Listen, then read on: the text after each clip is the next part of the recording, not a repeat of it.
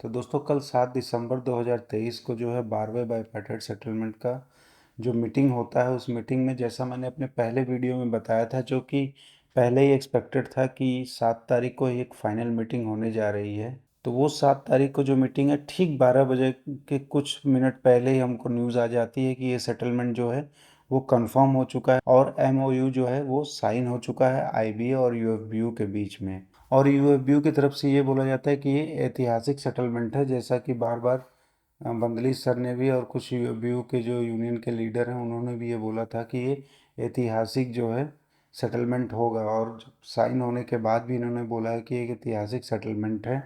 और मैं आपको बता देना चाहता हूँ कि ये जो सेटलमेंट हुआ है वो 17% पे हुआ है, जैसा मेरा उम्मीद था कि 18 से 20% के बीच में होगा और 4 से 5% का लोड फैक्टर होगा। तो लोड फैक्टर यहाँ पे केवल मात्र 3% ही दिया गया है। जो मेरा एक एक्सपेक्टेशन था पिछले वीडियो में कि 7 दिसंबर को ये फाइनलाइज हो जाएगा, तो ये सच में 7 दिसंबर को फाइनलाइज हो जाएगा। और दोस्तों कल रात में 7 दिसंबर को जो है कि एक लाइव सेशन मैंने स्टार्ट किया था। उस लाइव सेशन में बहुत ही अच्छा रिस्पांस आप लोग का मिला और आगे भी हम लोग ऐसे लाइव सेशन करते रहेंगे। और 12:30 बजे रात तक बहुत से लोग आप मुझसे जुड़े रहें और सुबह 5:30 बजे मैं ये वीडियो आपके लिए बना रहा हूँ। तो अगर आप इस चैनल पर नए हैं दोस्तों, इस चैनल को ज़रूर लाइक एंड सब्सक्राइब कर लीजिए।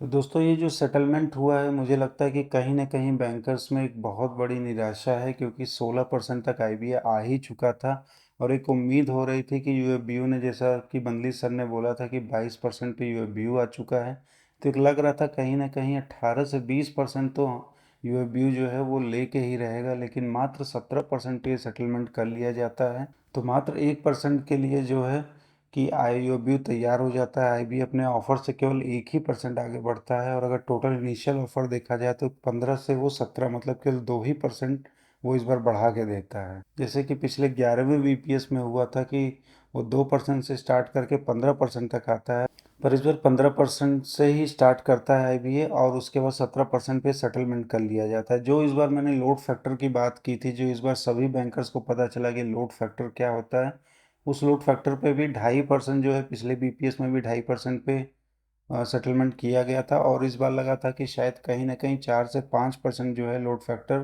पे सेटलमेंट होगा, लेकिन इस बार भी इन्होंने केवल 3% पे ही लोड फैक्टर पे सेटलमेंट कर लिया है। और जो सबसे बड़ी निराशा हाथ लगी है कि 5 डेज वीक बैंकिंग का कुछ भी नामो निशान नहीं है। सिंपली एक मैसेज आ जाता है कि जिसमें कि सिंपली एक मैसेज आ जाता है जिसमें ये लिख दिया जाता है कि 5 days banking has been recommended to government for favorable consideration and will be expedited। तो जो एक हाइप था कि 5 डेज वीक बैंकिंग हो ही जाएगा, भले ही सेटलमेंट जो है कम पे हो, तो अगर इस न्यूज़ के साथ यह आ जाता कि 5 डेज वीक बैंकिंग भी लागू हो चुकी है, तो ये 17% और 3% का तो कितना बैंकर्स को नहीं होता, एक खुशी रहती कि 5 डेज वीक बैंकिंग लागू हो चुकी है। अब शायद एक लंबा इंतज़ार और करना पड़े, या हो सकता है कि फाइनेंशियल एक्सप्रेस की उस न्यूज़ की खबर सही हो, जैसे कि 7 दिसंबर को उसने बोला था कि सेटलमेंट हो जाएगा, कि सेटलमेंट के बाद जो है कि गवर्नमेंट हो सकता है जल्दी ही अनाउंस कर दे। तो उसका भी हम लोग वेट करेंगे कि कब ये अनाउंस करता है। तो दोस्तों मैं वो मैसेज एक बता देना चाहता हूँ। आईओबीओ का जो प्रेसिडेंट जनरल सेक्रेटरी की तरफ से मैसेज आया है, उन्होंने लिखा है, dear comrades, today there was one more round of the negotiation with IBA. We are happy to inform that MOU has been signed just now with the following understanding: 17% increase in payslip cost, additional loading of 3% after merger of DA, improvement in pension for pensioners। तो एक बहुत अच्छी खबर है कि pensioner को improvement भी मिलने जा रहा है, लेकिन क्या मिलेगा ये कुछ भी नहीं बताया अभी। From 1986 including retirees under propose 12 BPS, 1986 से ये जो होगा वो लागू होगा। 5 days banking has been recommended to government for favourable consideration and will be expedited. Congratulations to all of you. It is all due to the unity of bank employees and officers under the banner of UFBU। Rupam Roy, GS AI BOC। तो इस तरह का एक message आया हुआ है और एक नोट साइन हुआ है। जो नोट आप यहाँ पे देख सकते हैं, और इस नोट में टोटल 8 पॉइंट्स दिए हुए हैं और नीचे सबके सिग्नेचर हैं जैसा आप यहाँ देख सकते हैं। तो इस नोट के बारे में भी हम लोग डिस्कस कर लेते हैं कि इस नोट में क्या क्या इन्होंने लिखा हुआ है। तो the ways revision will be effective from 1/11/2022 for period of 5 years. तो जो पहला पॉइंट है उसमें बताया गया है कि 1/11/2022 से 5 साल के लिए लागू होगा। दूसरा जो इसमें लिखा हुआ है वो हमारे 17% इंक्रीज के बारे में, जैसा मैंने आपको वीडियो में भी पहले बताया, on pay slip expenses of which work out of 12,449 crore for all public sector banks including SBI.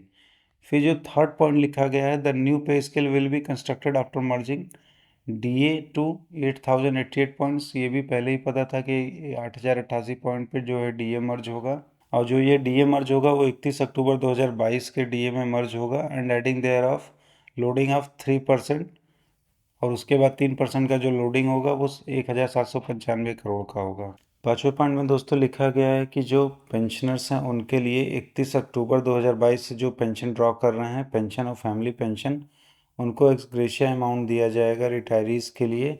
और जो ये एक्स ग्रेशिया अमाउंट होगा उसमें कोई अदर अलाउंसेस नहीं होगा, केवल डीए पे ही वो अट्रैक्ट होगा।